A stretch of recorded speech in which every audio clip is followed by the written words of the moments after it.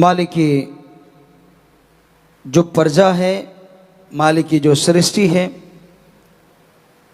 उस परम पिता परमात्मा ने, उस मालिक ने क्या गजब की बनाई है।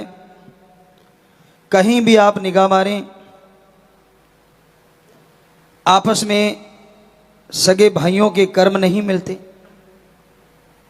हाथों की रेखाएं नहीं मिलती, पेड़ पौधे अलग अलग प्रजाति के, उनकी पत्ते शाखाएं नहीं मिलती।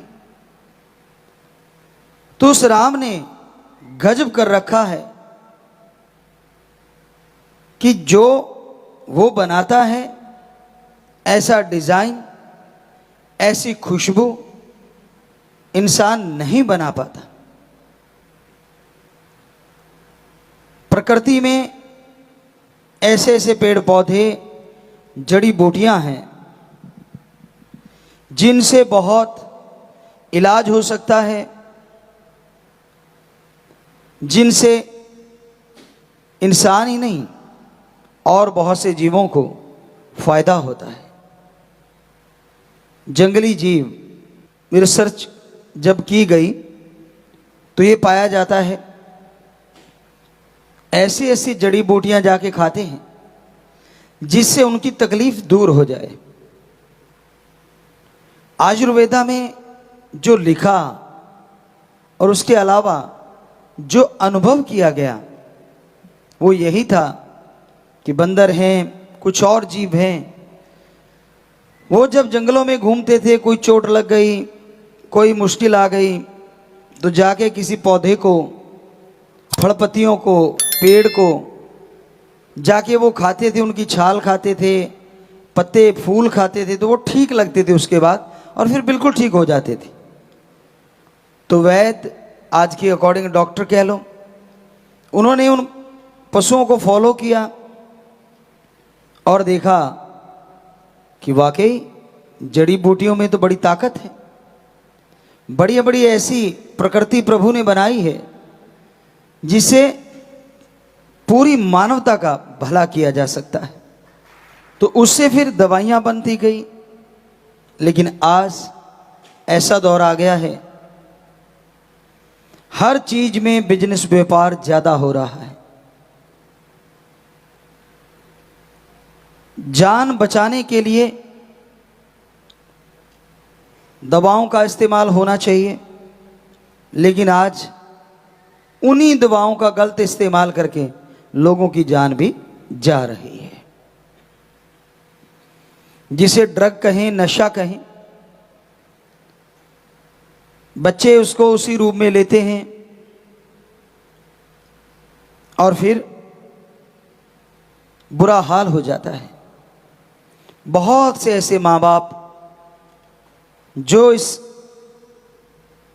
लम्हों से गुजरे होंगे, जिन्होंने उन पलों को जिया होगा जब उनके सामने उनका घर का चिराग, बेटी या बेटा, नशे की वजह से तड़प तड़प के मर रहा या मर रहा था। उन पलों का एक मां से पूछा जाए, एक बाप बहन बेटी से पूछा जाए, तो वो ही जानती है दर्द क्या होता है। और ये सब क्यों हो रहा है? चंद नोट कमाने के लिए, बिजनेस, व्यापार के लिए, और कोई मतलब नहीं है। पैसा कमाने के लिए नशों के व्यापारी ये कार्य करते हैं, नशा लाते हैं, कोई रुकावट नहीं आ रही उनको। हालांकि कोशिशें की जा रही हैं कि नशा खत्म किया जाए, और यकीन मानो जब ये कोशिशें बड़ा रूप धारण कर लेंगी तो नशा भी खत्म होगा और व्यापारी भी, व्यापार बदल जाएंगे।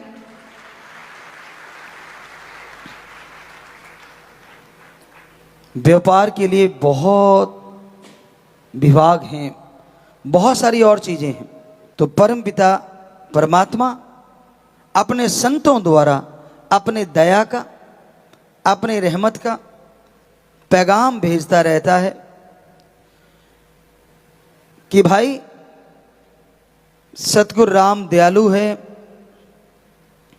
अगर आप सुन के अमल करोगे तो वो दया का सागर आप पे इतनी दया मेहर बरसाएगा कि आपके घर, आपके आंगन छोटे पड़ जाएंगे और उसकी मूसलाधार कृपा दृष्टि बरसती चली जाएगी, रहमो करम बरसता चला जाएगा। उसकी रहमत कैसे बरसती है? उसकी रहमत, उसकी कृपा जब बरसती है तो आदमी के अंदर आत्मिक शक्तियां जागृत हो जाती हैं, सोल पावर जाग उठती है और इंसान